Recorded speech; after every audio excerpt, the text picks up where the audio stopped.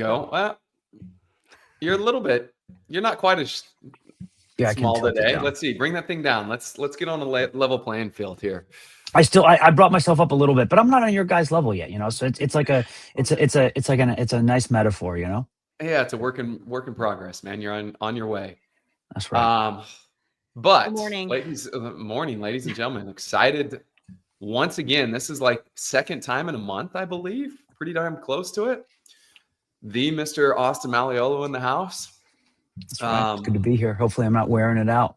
Yeah. No, and I have a feeling there'll be more to come. Morning, Jess. Jess, what's up? But we got to see each other in person last week and had a great time. We were all at Affiliate Con. Curious to hear your thoughts, Austin. What'd you think of Affiliate Con just in general? Yeah. Obviously I thought it was an amazing event. I've had the opportunity to go to a lot of events over the years. And I was able to catch up with Fern yesterday as well and just say, it's a first year event, right? And I think that I come at it from the sense of not necessarily a participant and not necessarily even, someone that's there from a different perspective, but just someone that understands how hard it is to pull off an event of that magnitude. Right. And then it being the first year.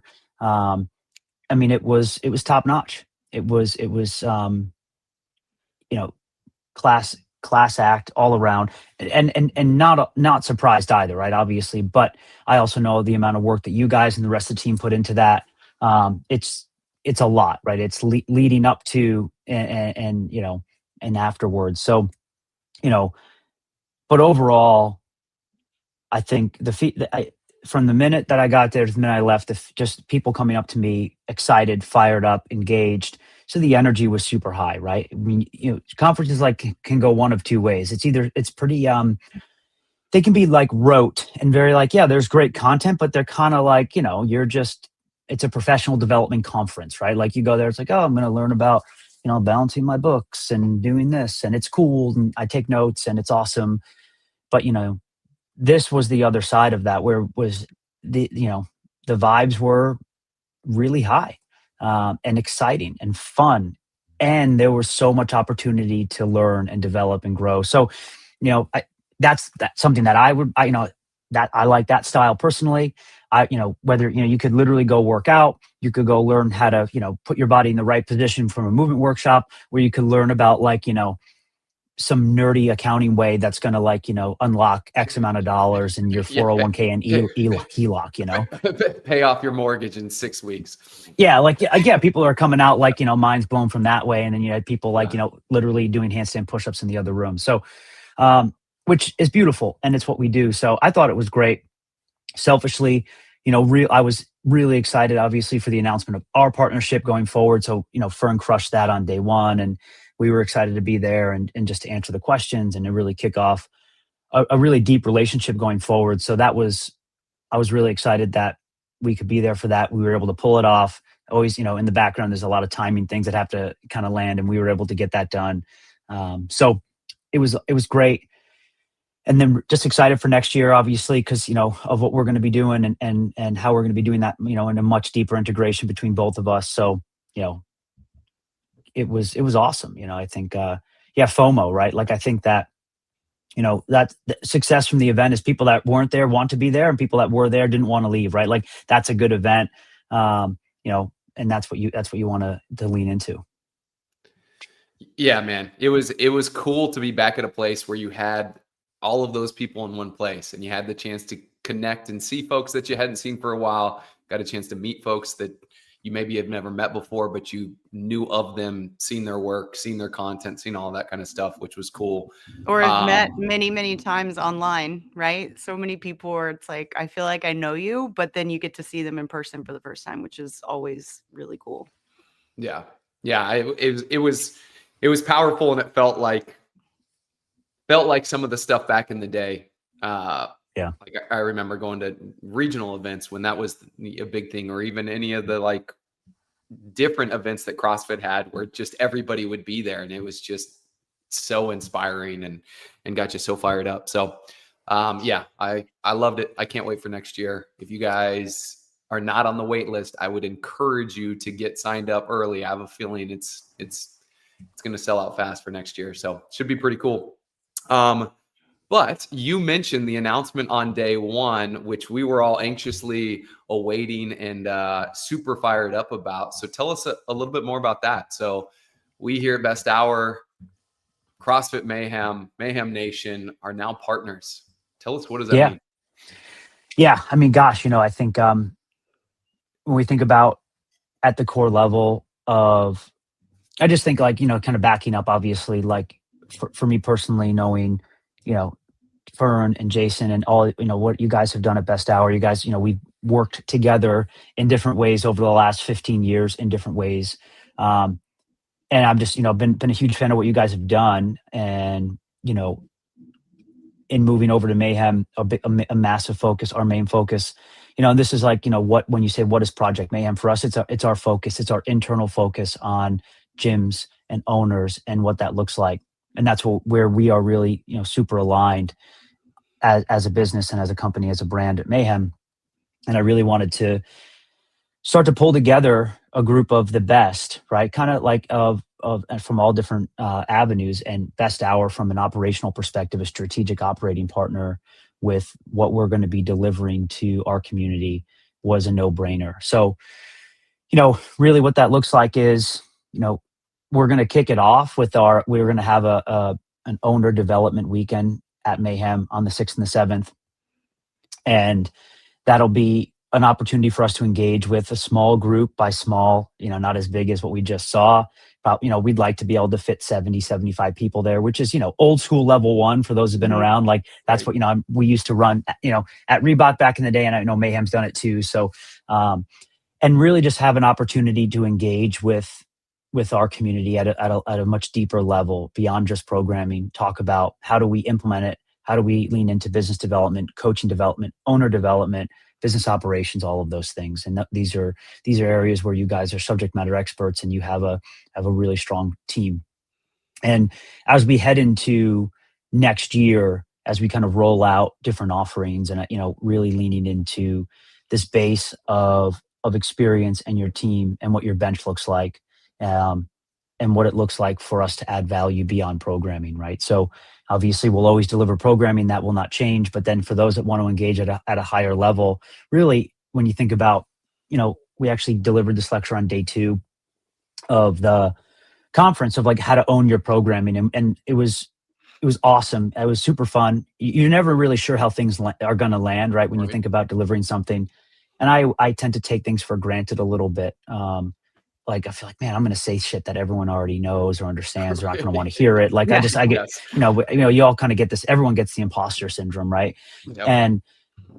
But it was really cool, and the premise of that, which is really the premise of what we're going to be, what we want to deliver, in partnership with you next year, which is, how do you take what you're getting today, right? This from a programming perspective, what you're working with your staff, and how do you go a level deeper to really own it, to deliver such an exceptional product on the floor?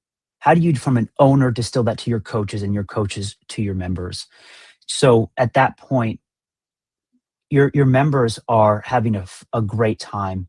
They're getting better. They're aware they're getting better. And because that's the root cause for retention, right? And so those are the things that we're really going to be working on, is how to do that. And that needs to be a little, and that is a little more bespoke than, hey, here's 21-15-9 thrusters and pull-ups, and here's some jumping jacks and you can get after it, right? Where, and for a lot of us, the question is, how do I do this? What should I be doing as an owner? What should I be thinking about? More importantly, how do I train my staff to do this? And you guys spend a lot of time doing that. So that's really what we're going to work on in this, this working name of Tier 2. It's going to be more of a collective that we're going to be working on with consistent education, whether it is through, the media platform that we will be working on together, one-to-many group calls, subject matter expert, engagement. We'll also have the events that we're piloting in December all next year. And our goal is to have everyone that's a part of that, that Tier 2 would actually be invited to that. So, and get there. We'd like to run enough of them for everyone to be able to come through. And if we have too much demand, we'll solve that problem as a good problem when we get there. So that's really the genesis of that partnership. And then beyond, right? Like, we have a lot of ideas and thoughts on how do we help the ecosystem, right? The purpose is to help our owners and our coaches at our gyms just keep providing excellent service. And what does that look like?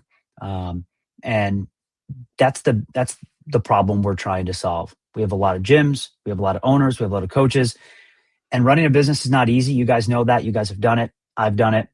And how do we make it even easier? Success at the end of next year for this is that there's a clear roadmap as an owner, right? And what we're not doing is like, and we said this there, and I'll say this again, because people love to sort of like assume, right, nefarious intent, which, we're not getting into licensing. We're not getting into affiliation. Our purpose is just education and support. In fact, I would say that and I know Furnace said this, you guys said this, I recommend you take your level 1 and your level 2 in order to engage at a level. It's like a common vernacular, right? Where we need like, those things are foundational. You really need that stuff. We're not going to reinvent that wheel at all. Trust me. I've done 400 of them. They're great. Go to them. But what's the pathway for an owner, right? From an educational perspective, what's the pathway for a coach? We have to give a path to profitability for owners and for coaches and opportunity. And it's not straightforward right now, to be honest with you. And I think that there are things out there, you guys and others, but it's fragmented, right? It's like, I'm going to go over here for this, I'm going to go over here for that, versus like, can there be a place where if you want to engage at a level, like there's a nice clear roadmap of, hey, like in a year, like here's my roadmap to get better. Just like think about like a macro, meso, micro cycle for programming, right? Like when you like to nerd out on programming, like, which is super helpful. It's nice to know where we're going in a year, right? Owners love it, right? That's from a programmatic perspective. When you give them their year, hey, here's what 26 is going to look like. Yep. I don't know what the workout on November 1st, 2026 is going to look like, but I can tell you here's the themes that we're going to lean into. Direction. Yep. That's what we're working on. This is how we're going to cycle through it, all of that. Yep. That's right. And I think we can give the same thing from like an owner or coach development perspective. And because there's really two cohorts, right? Like, think about, you guys provide a very high touch mentor service, right? Mm-hmm. So you're either working towards that eventually, or you're on the other side of that, right? And what does that look like? And also it depends on where you're at, right? Like some people, like, maybe they don't want or feel like they need a high touch mentor yet, or maybe they've already had that. And what does that pathway look like? And making it easier to engage. Gosh, like think back to when we first started. I know you guys you're getting old like me. Like 15 years ago, you did come to CrossFit, and it was a cultural melting pot of subject matter experts, right? And I would like to, and I would like for that to happen again. I think that we can be that epicenter. And that's why I think this partnership is so valuable, because of the value that you guys have on your team, and also the other partners that we're going to bring in from a Mayhem side. I mean, we're already going to bring in EC from a nutrition perspective. We have Pamela from a gymnastics perspective, and a handful of other conversations of people I really want to loop in. So you come in and you have some really strong perspectives on just education. And, you need to know, you got to be about it. You got to like, we can talk about different programs, but like you need to have a base level, and you go to your level 1, you learn about nutrition, meats and vegetables, nuts and seeds, some fruit, little starch, all that good stuff. And then what? Right? Like there's got to be this pathway of continuing education, even if it's just to keep you stimulated and then transmit that to your members. Right? Absolutely. It's like, we see it all the time. Even moving from the level 1 is the foundation, right? You learn the points of performance. You get a chance to see what it's like to be coached at a high level and get some insight onto seeing and correcting. And then you practice on your own. You come back for your level 2, same deal. You get to see a little bit more how this actually applies. But the tough thing is you don't get a lot of day in and day out feedback and more direction on not only essentially what we focus on at the level 1, the level 2 really is like the specific warm up, how to really teach see and correct movement. Yeah, we give some examples of classes and things like that. But to get more guidance on how to actually apply that in the class. What does a full 60-minute session look like? To your point, how do you take a program that's given to us that's written in general and now look at that program through a lens to where it's like, all right, I know what my facility looks like. I know how much equipment I have. I know who my athletes are. What am I going to use from this workout that you've given me? And how am I going to apply this? Because I think there's a disconnect there, right? Of how do we take these things that are given to us and actually use them to provide the service and experience that we want. So I love hearing that. And we had such a good time this weekend, like connecting with EC, working with Pamela. We filmed some stuff that we're going to be putting out on the YouTube page here on our socials. And it's going to go in the knowledge as well. So it's like, I'm so stoked to be able to have all of us in one place to be able to provide more resources for coaches, which is going to be huge. Obviously, running a good affiliate, you've got to have a strong business and you've got to have a great product, which is where the coaching comes into play. So very cool. Yeah. Go ahead. Yeah, no, we can, how are the in-person events going to work? So this first one, it's a good question. We kind of so we have this first one, which is December 6th and 7th at Mayhem. And we're kind of treating this as a, sort of a pilot. It is the pilot. It's our first one. The whole Best Hour team will be there. All of our team as well. We haven't even released a schedule yet, but we will today. So you heard it here first. Breaking news. That's right. EC will be there. Pamela will be there. Obviously Best Hour, the Mayhem crew, Rich, the whole team, like we're putting our all into this first event. So right now we've limited it to those that are on the wait list, and to be on the wait list for that, yes, you need to be a Mayhem gym right now, and want to be a part of that. But you can also sign up. You could free trial for the couple months that we offered at Affiliate Con, so you can get a taste of the programming, understand that, but also just be a part of it. It's, again, common vernacular is important specifically for this first one. So that's part of why. We're also going to limit it right now just to one per gym. This really gets everyone up in arms because they want to bring one participant, one person per gym. Yeah, okay. Because we want, and the reason why is we want as many gyms represented at the first event. This is not the way we'll do it going forward.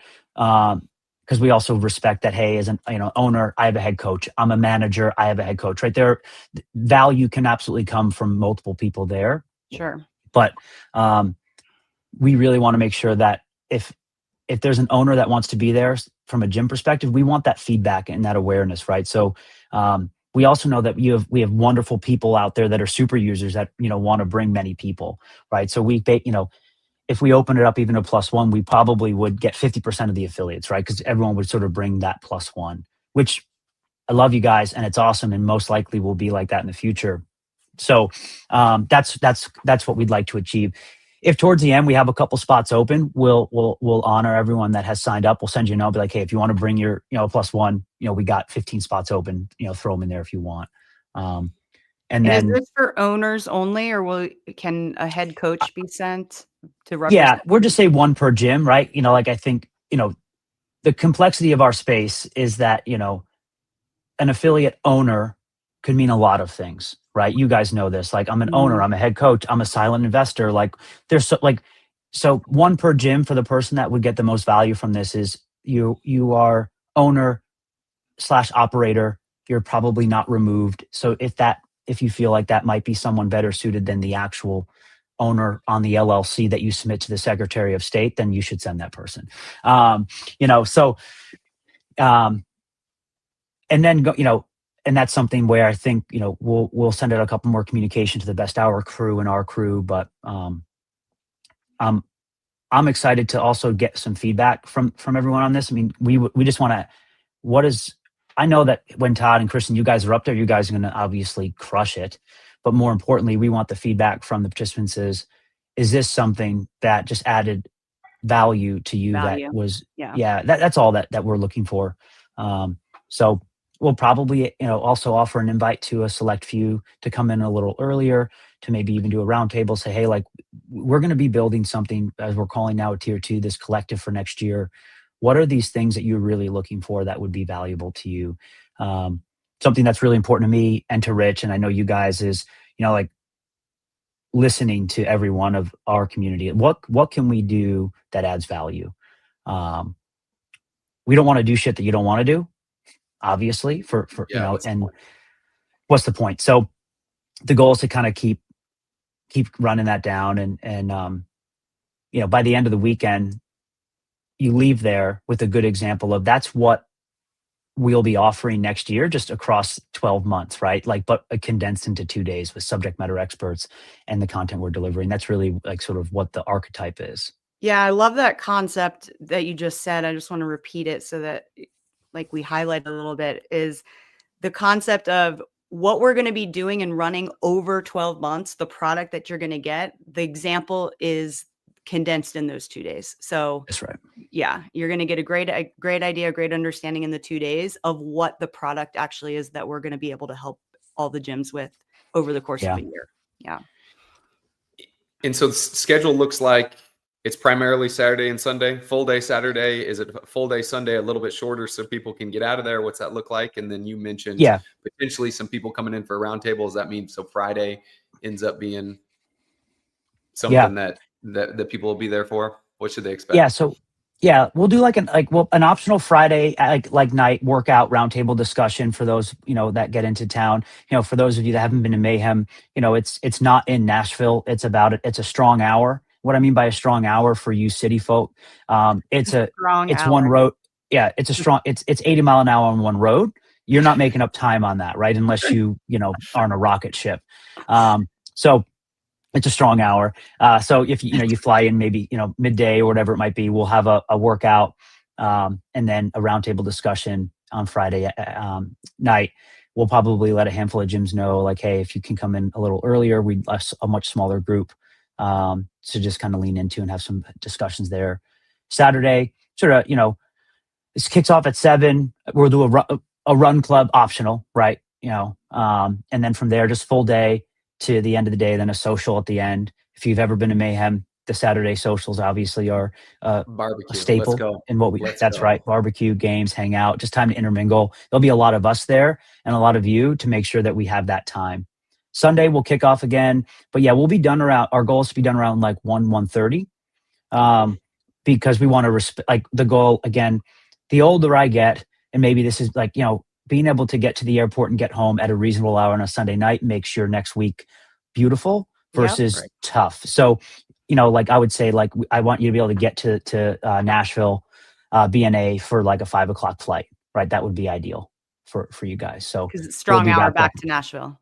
It's a strong hour back to Nashville. That's right. That's right. So, so we're trying to obviously, mirror that a little bit. And we have a lot of experience at Mayhem. Obviously, we do a lot of train with riches as well. So those events, we similar in that structure, to try to get people out of there in that afternoon. Obviously, we do a lot of level 1s and level 2s, but those schedules are not flexible. Good thing is we can be flexible. Yeah, that's great.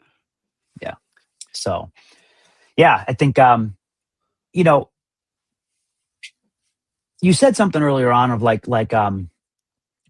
education and the goals. And I think that it's being a critic of the ecosystem is important, right? Not dogmatic. And what I mean by that is like, what's the current structure of education look like, and why are we doing this? And, I think a lot about, if you think about education in the space at a mass level, the level 1 and level 2 are educational courses. The level 3 is a test. So there's no in theory education there. By definition, it's a test. Yeah. I mean, the amount of education that is gained through studying for that and working no doubt towards that obviously is huge, but you're right. Self-directed. Self-directed. Yes. Yep. Absolutely. Right. Self-directed and engaging someone else usually to help you with that, a best hour or potentially the knowledge. Yep. That works. Yeah, exactly. All right. And then the level 4 doesn't exist.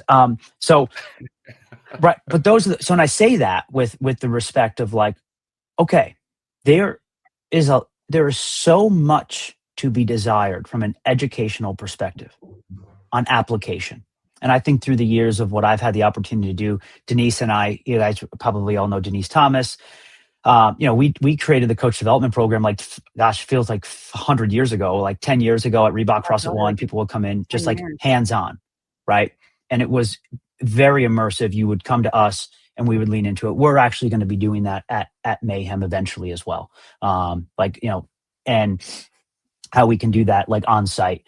And then also like, Eric O'Connor and I, we built the Advanced Coaching Concepts Seminar. At one point was the CrossFit competitors course. That's right. Yep. And I still have that content. Honestly, I reread it the other day, and I'm like, my God, like this is just like really gold on its implementation. It's how do I coach better on the floor, warm up, scaling options to get people better from, when we talk about, coaching a competitive athlete to coaching, brand new athletes. Like I need to be able to add value to both. How do I teach you how to string muscle ups together, but also, keep someone engaged that's never had a muscle up, right? These are really hard things. Right.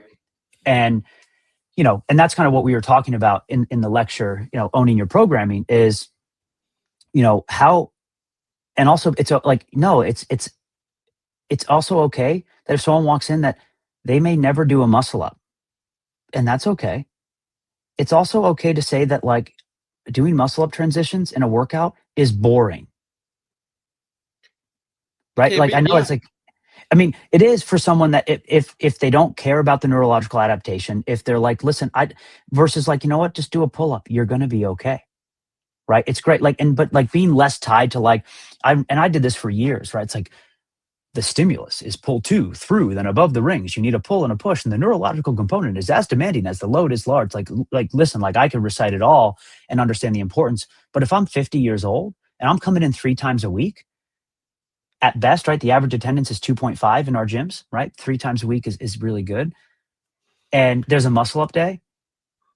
And yeah, offer that to them. But also like if they just want to crank out some pull-ups or do something else and whatever it is. And Kelly said this. It's right. And I think Kelly said this on Sunday and I loved it, right? Kelly Starrett spoke as the keynote on Sunday for those of you that were not there. And it's like, remember the goal of CrossFit was never CrossFit. Yeah. Like we got to remember that. Like, and like the goal of CrossFit was not to get better at CrossFit or working out. Like full stop. Yeah. Like from the words of Greg himself, right? Like CrossFit was for the exercise minimalist as well, was I believe a quote from Greg. It was to get out in and out of the gym as fast as possible, to go do other things that matter. Whether it was ride bikes, right? Greg he loved bicycling, right? Play sports, tip of the pyramid, play with your kids, whatever that might be, right? But so when you're in the gym, like you got to remember, like actually, like that, what's actually happening there, it doesn't matter that much compared to like, hey, are we doing something? Most people's ceilings are eons above them, right? So like them doing a pull up is going to help them. Like very few people are like, if I don't practice. I'll pick on the muscle up transition. If I don't practice the muscle up transition, I am not going to reach my human potential. Like I just like that's just not the case, right? Like no. Do you have 10 or 15 strict pull-ups? If the answer is no, then I think I said 30 was a good goal. I saw you 30 strict pull-ups. Yeah, 30 strict pull-ups. Well, Cabo, she's got 11. She's got 11 stricties. I still have a little ways to go. That's pretty good for you, I guess. Pretty good for me. Yeah. But like, yeah, so that's sort of where I go with that of like, hey, but the net of all of this is, man, you got to be, and I say this with respect, you got to be so good at coaching to deliver a good class. Like you have to be so, like all of these things that we're talking about. And I know you guys very well personally and professionally, you could execute on that. Right? You could walk in there and run and just do that. You would not have to think about things that majority of people would have to think about to deliver a great class, and you would still be challenged, right? Yeah, 100%. Yeah, and that to me is all right. Is your retention at 5%? Yes or no? Right? And if it's not, I believe it actually the root of that is how good you are on the floor. There are other things that can help to it, like your systems, your ops, and all of these things. But Right. if your retention if you're at 10% churn or 15% churn, like industry average in the boutique fitness is very high. It's actually like 25 to 30. CrossFit gyms on average are probably like 10 to 15. The best gyms need to be at 5 in our business. And that has to do with how good you are. It's that simple. On the floor, are you damn good at your job? Well, and that, we continue to preach that, right? It's like you've got to have the business practices, but you also have to have a good product on the floor, which is your ability to coach. And that's why we put so much work into that, and offer what we do with Coach Dev, part of our program, with the knowledge and everything else that we do there. And so, and to your point, like, there's so much of this that, yes, you need to know how to teach, see, and correct. You need to know how to manage the group and do all of that, but you also have to have the mental bandwidth and ability to your point, kind of see the forest through the trees of like, yes, it's muscle up day. I want to expose everybody to this. We're going to use that in the specific warm up to go over this. Maybe we're going to do a little skill session where we do a couple reps on the minute every minute. But when it comes workout time, when the athlete comes up to me and is like, hey, I want to do something else, do you have the ability to still make that connection of like, all right, we're not going to do the muscle up transitions. I've got something else. Maybe it's bolts, maybe it's something else that's going to allow you to hit the stimulus, allow you to achieve whatever you want out of that day. Because ultimately it's your fitness as the individual that's in the gym. And can I foster and cater to you enough to do so? And if I'm able to do that consistently, one, the person's going to be happy they're getting from the program what they want, but then hopefully I also, as a coach, inspire you enough and make the muscle up transitions that we did in the skill session fun enough that this maybe is something that you walked into the gym and was like, I don't ever care to get those, but that was so great. Maybe I do now want to try this a little bit more and potentially do that next time. I just, there's so many layers to that. And to your point, it's got to be,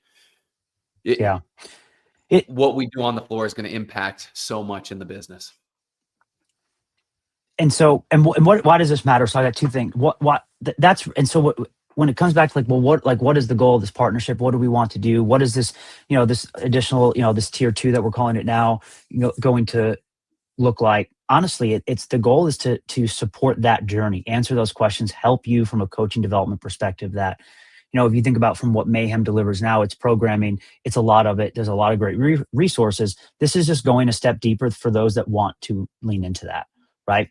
And listen, the beauty of this is that, hey, like, and this is important for our community. It's like, no, like, we're not getting rid of what we're already offering. Like, if you just want the programming and you want a chest bump and high five once a year when we see each other, awesome. Like, that's not changing. Our goal is to go deeper, that those that want to engage, because it's a two-way street.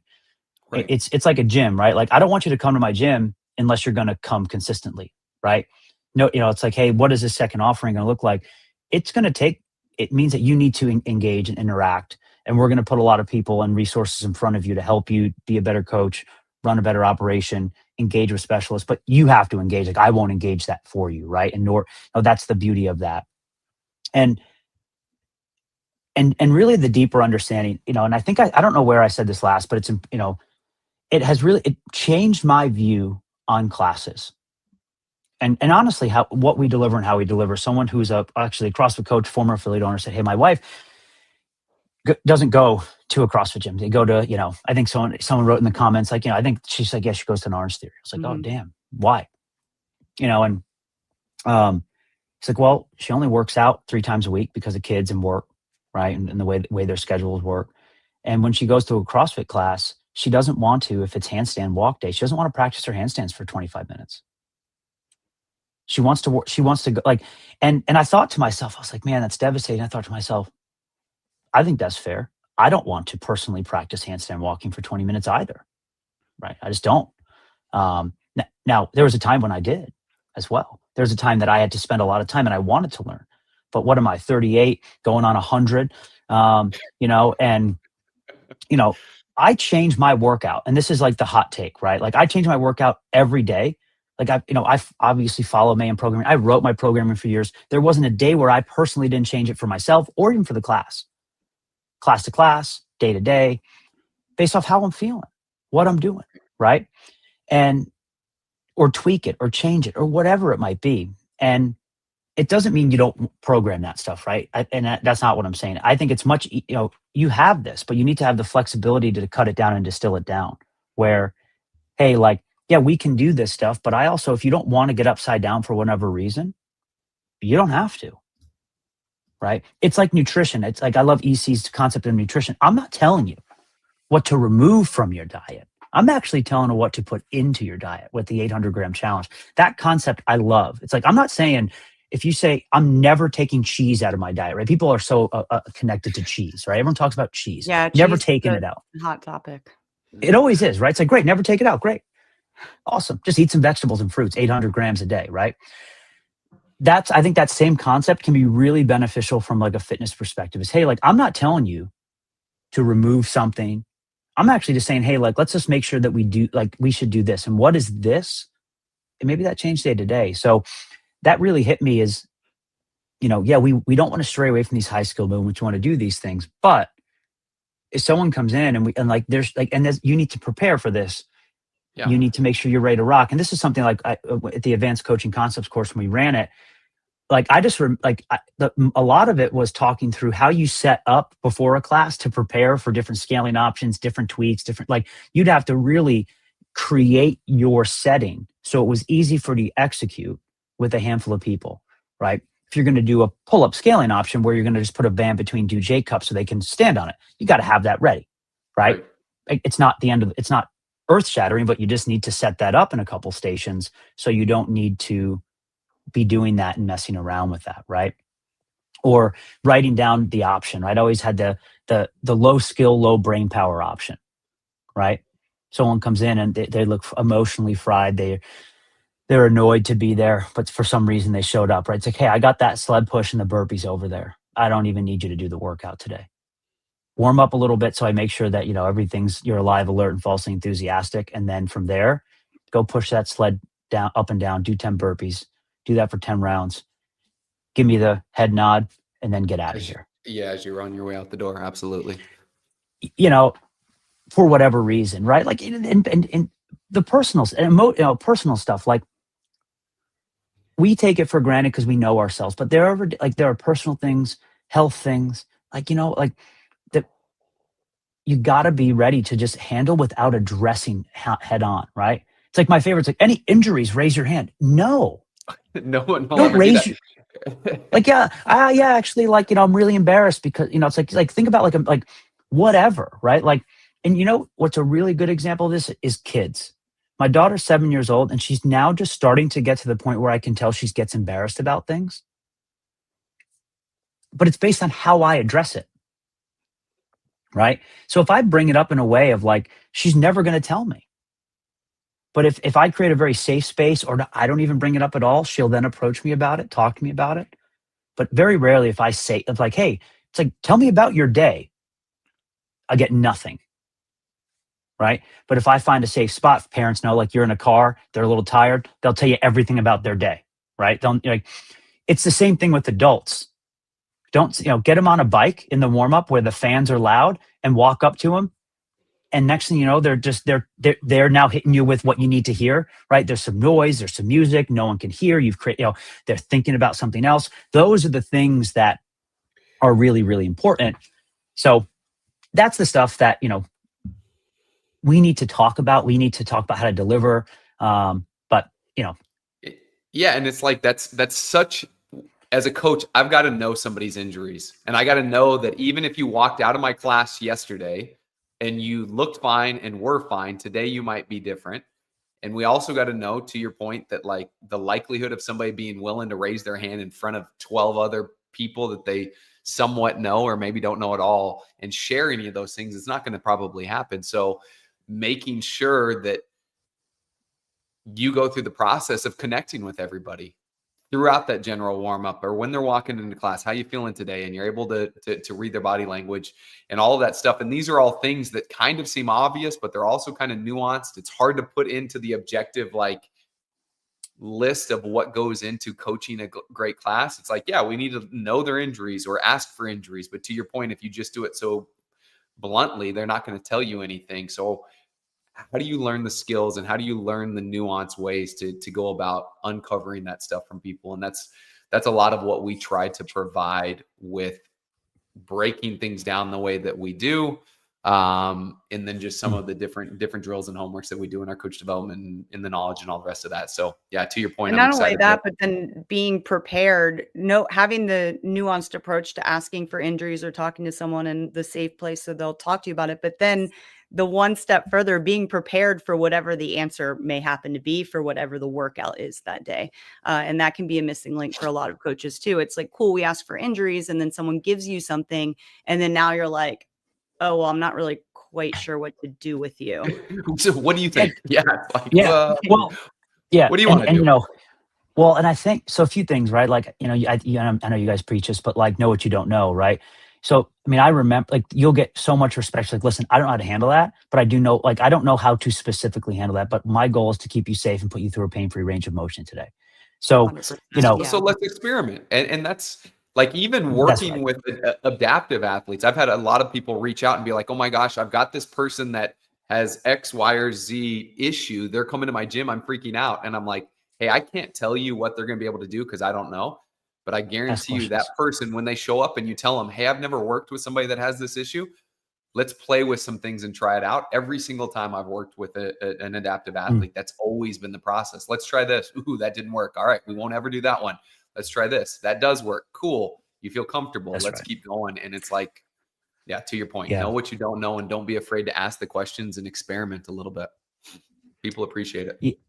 Yeah. I mean, that's and I want to say one thing, because my fear and what I want to make sure that, like, one of our goals are, over the next year with this, with what we're developing, is that we can't get stuck in this theoretical, esoteric environment of like, this is what you need to be doing because it makes you better. It's like, yes, but like there's so much theory out there.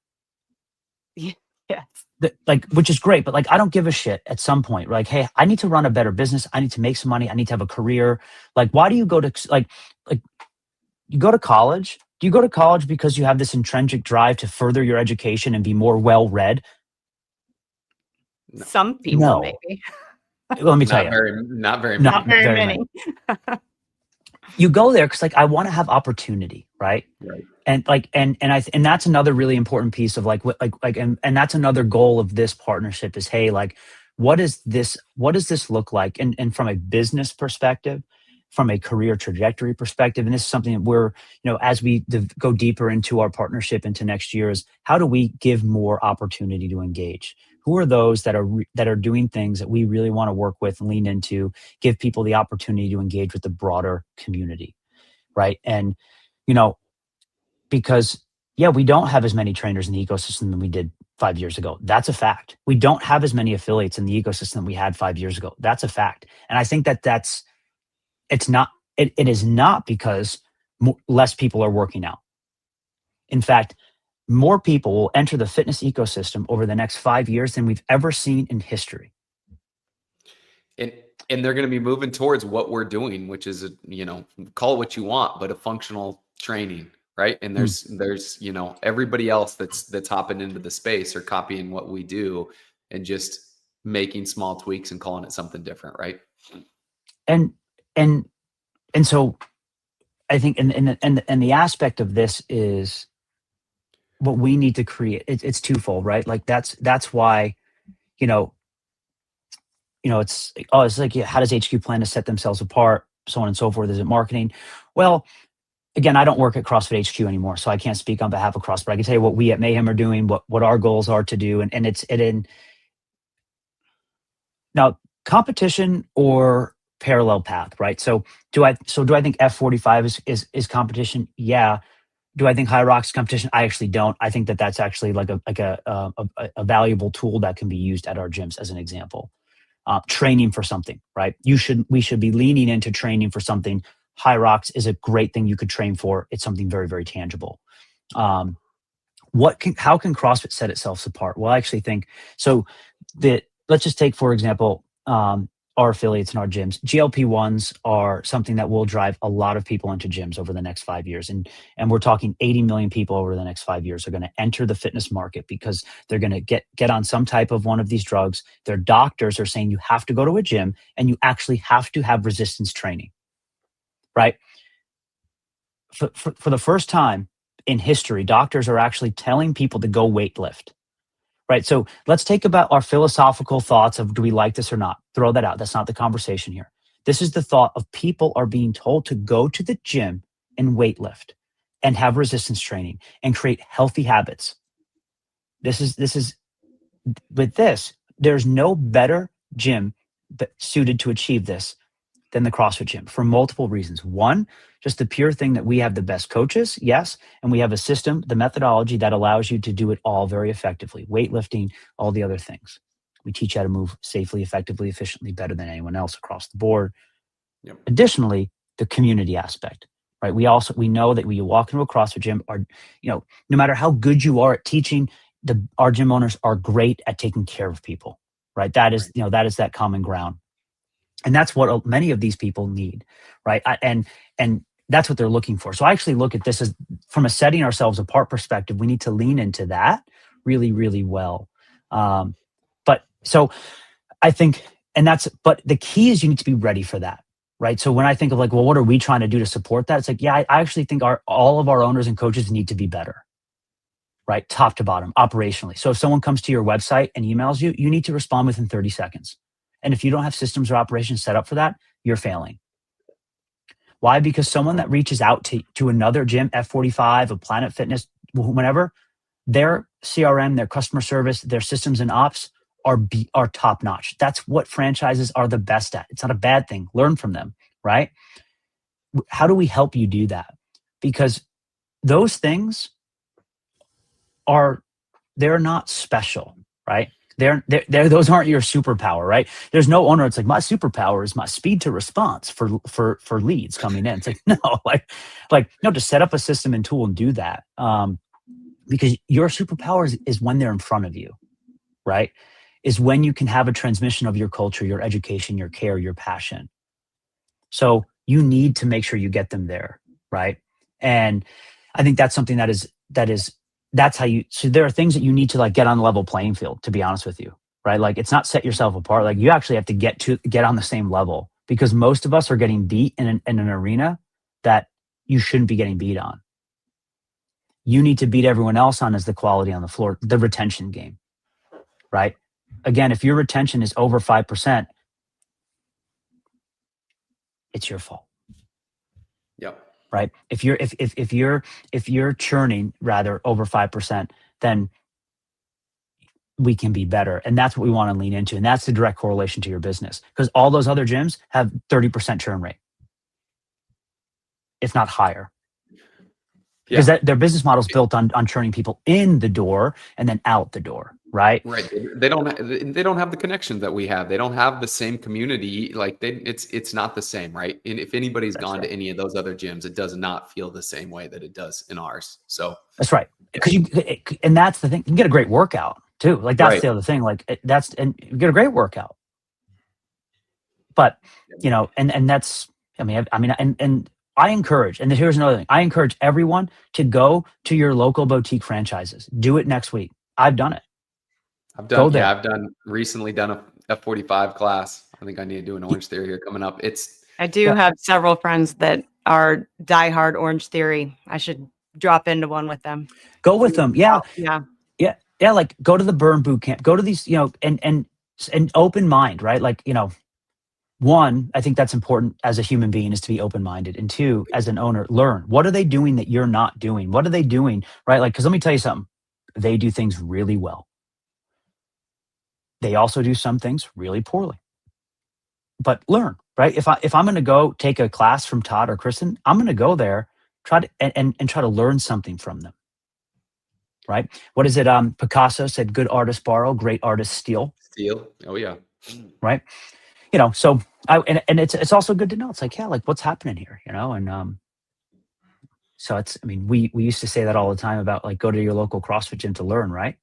Like we said, go down the other road and take a class, and do that at all other gyms, and what that looks like. Go through a new member flow. Go to a website, right? If you want to really see how good some of these are, go to a website and just go on their website. Next thing you know, you're getting phone calls, texts, and emails like within a minute, and you're like, how did they do, right? Like, like, I'm a member. I don't even know how that happened, but I've got I just somehow did. Yeah, it's like obviously my membership, and I don't even know what happened. Right, I just bought a mattress. Like, how did this happen? Yeah, what's going on? All right, we got a couple questions in here that I want to pull up that are kind of in line of what we've talked about before. So one from Vicente. Where's the line between accommodating too much and pushing people to do something outside their comfort zone? And I think this is a tricky one. And there was some discussion there, but he brings up your example of the sled burpee workout separate from class that might be too accommodating. So I think there's a difference between I let everybody come in and do their own thing and it's kind of chaos versus, hey, this is a one-off scenario where I can tell that you need something different and I allow for that to happen. What can you speak to that at all anymore? Like, add anything to that? Yeah, it's a good question. And again, there's an assumption when I articulate that, because let me tell you, I did that. The assumption is you are in control, that you are passionately and empathetically the leader that is in control of your community. What I mean by that is no one can walk over you and no one tells you what to do, but everyone understands that you care about them at their core. You're a leader. Leaders lead. So if you go too far in the sense of pushing people to do hard things, they won't come to class. They just won't. Trust me, I did it the wrong way for years. Oh, I don't want this. I don't want to do this workout. I'm just not going to go. And that was my fault because I made it clear that this is the workout. You need to do the things that you're not good at, right? Now, the other side of that is I've walked into gyms and it is chaos, right? People are just doing whatever the hell they want. So there is this underlying theme of control, of open communication as well. And also just the fact of what you're communicating to your members, right? People are coming there. They're paying money to be coached through a group class. They're not paying for one-on-one. They're not paying for open gym.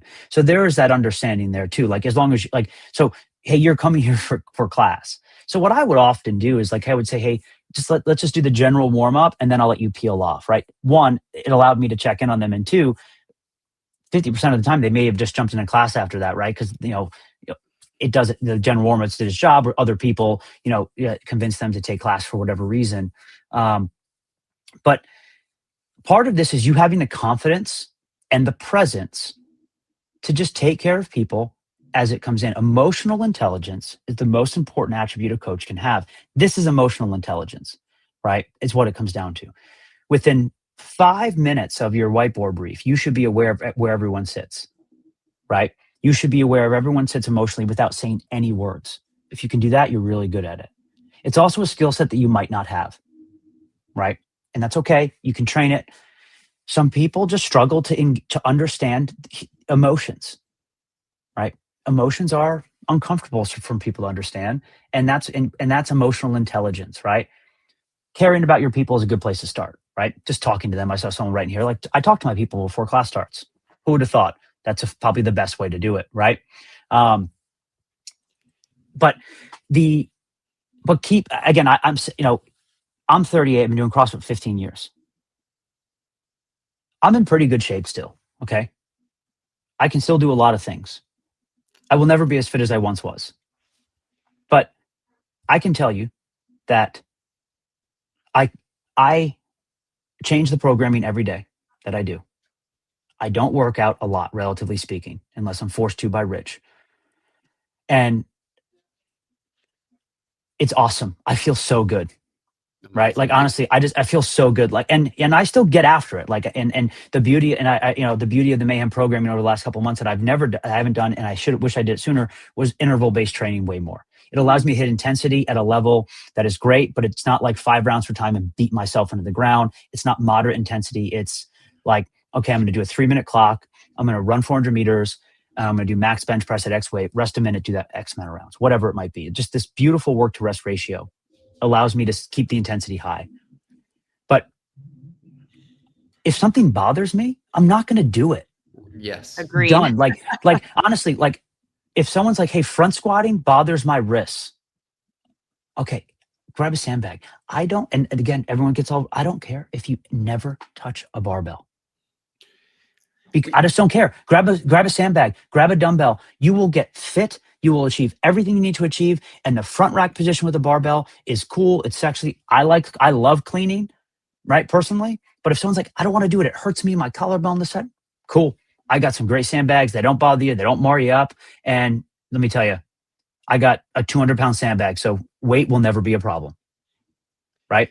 Like that's the beauty of it is. And I think you covered all of that there, but I love what James says here is it comes down to culture and clear communication to set expectations. Also on the coaches, like you said, the in between what makes a good and great coach. It's like, if you are a leader and you set the tone that nobody's special, right? Everybody does the thing. That's going to be known, and that is going to be the culture. And so when there is a one-off scenario where you as the coach makes the decision that it's okay for somebody to do something off to the side, everybody else in there realizes and respects the fact that, hey, this must be a unique situation because nobody's allowed to come and do their own thing, right? Yeah, so that's not a one of like, free-for-all. it's not a free-for-all because you lead the group and the culture is set that way. And then on the other side of that, when you have the people that we all have the athletes that I've heard you give the example of like, they just use the 65-pound bar, right? It's deadlift, 65-pound bar, clean 65. Hey, we're doing jerk 65. It's like, if I've got somebody that doesn't ever want to go up and weight or never wants to run and always wants to bike, we just say, that's fine. It's your fitness. Don't complain to me when you're not getting stronger. You're not any good at running. But if you still show up and you're willing to jump on the bike and just move a 65-pound bar, I'm fine with that. Now, I might work to try to give you the confidence to go up and weight or try something else and, hopefully convince you or maybe manipulate you to do that. But if you don't want to, but you're still showing up at my gym, I don't care. Get in here. To your point, it's like, if you never want to front squat again, as long as you're here with me doing something, I got you. I'll come up with something that you can do. So, what's crazy about that is the more we do that and the more we live in the gray with things like that. And to your point, Austin, have that emotional intelligence and know how to read our people and meet them where they are. If you continue to do that over a period of time, you just build more and more trust with them, and they end up working harder and doing more anyway, because they trust you and they know it's like, hey, today I'm actually feeling it. So I think I'm going to push a little bit more, knowing that the next day, maybe they're not going to feel it and they're not going to be pressured to push more than they necessarily have that, psychological tolerance to do. And they're still going to show up versus not come at all because they know it's like, well, it's barbell cleans today and I don't want to clean with the barbell and coach is going to make me. So I'm just not going to go. That's right. Yeah. And I think I saw a comment answer like setting that precedent from day one that like, I'll take care of you no matter what, being flexible. You're in an environment again. And this is where I like, having, something to train for, right? Like, and this is something that Rich talks a lot about as well. And I've learned, honestly, like it's something like we did a competition a couple of weeks ago, which was a blast. Like what I think is the best, but telling someone you need to front squat because, you fail at the margins of your experience is stupid, right? Like, let me just give you this lecture. Come on over here. Let me draw you. Are you worried? Yeah. No, but versus like, or hey, like find something that person might want to train for and let them be. You need to be like, as a human being, you want to be motivated yourself to do it. Again, if I tell my 7-year-old to do something, she says no. I give her the opportunity to choose to do it. We're all in. Let's do it, right? I never asked her to work out, but if I open that garage door and I'm out there, she'll work out with me and it's awesome. We have a blast, right? Like, it's like, what are we training for? What are we looking to do? And so set a goal. And like, that's why I think High Rock's a good thing, or you have all these different things and internal competitions, whatever it might be. Like, and then that's why, I know we're at time. And here's my last hot take to piss everyone off. Unknown and unknowable is the most, the more I look at it, it's like, it's kind of heinous, right? Like it just like, yeah, unless for the tip of the spear, right? But like the reality I is, love like, that you're dropping this at exactly. And in the stream. Mic drop. Right. Versus like, We'll let's know, like, that's right. Hey, I want to know what I'm like, look at, you like to post the workouts, like people show up when they know the workout. And if you run experiments of like posting a workout for a competition versus not versus event, like People want to know. That's great. Look at High Rocks. They've done a great job. People know what it is and they show up. It's a great time, right? Yes, there's room for this fun, unknown test. I love it. It's fun. It's an event. It's, it's like Christmas morning. What am I going to get, right? Like there's that excitement, which is cool, but give someone known something to train for, and it really helps you look for that, right? Whatever it might be. That's why weightlifting is fun for people. And it really helps. Like, hey, I know I want to lift X weight, and they can set a beautiful plan to get there. And it feels really good when you achieve that goal. Right. And so I think that's something that is, it's it. At least we got Denise out of bed by 10 o'clock. So nice job. We got her She can there. probably type that from bed, I bet. That's fair. But she definitely needs autocorrect, but she can't spell that. But I know it's at 10 o'clock. Working out with your kids are the best, Jessica. I agree. She threw out in the comments. It's the best. It also teaches you that it doesn't matter, just have a good time, because they steal your equipment and they ask you 100 questions, and you wouldn't have it any other way. Yeah. So I love it. Once again, man, thanks for your time. Can't tell you how excited we are about this partnership. Can't tell you how excited we are about the first event. We are a little over a month away. So we hope to see the rest of you guys in Cookeville. It's going to be the place to be. And then more things are headed your way. So be on the lookout for that. We're going to keep working to provide more resources and make everybody and this entire community better. So super stoked for that. Austin, thanks for hopping on. I'm sure appreciate you guys. Be long before we have you back, man. Yeah, if we, more hot takes in the last minute. I love the hot takes. I love it. Appreciate you guys. All right, dude. Thank you for checking out this episode of the Best Hour of Their Day podcast. Now, if you're a coach who wants to coach more effectively, impact your members, and advance your career, then the Knowledge Pro is the next step. Inside, you'll get hundreds of coaching videos, weekly calls with level 4 coaches, and direct feedback on your coaching. From homework reviews to full class breakdowns, we do it all. This is the best way to grow as a coach and take your skills to the next level. Now you can join the Knowledge Pro at besthouroftheirday.com/the-knowledge. And don't forget to subscribe to the podcast on Spotify, YouTube, or wherever you listen. Now keep coaching, keep improving, and we'll see you next time.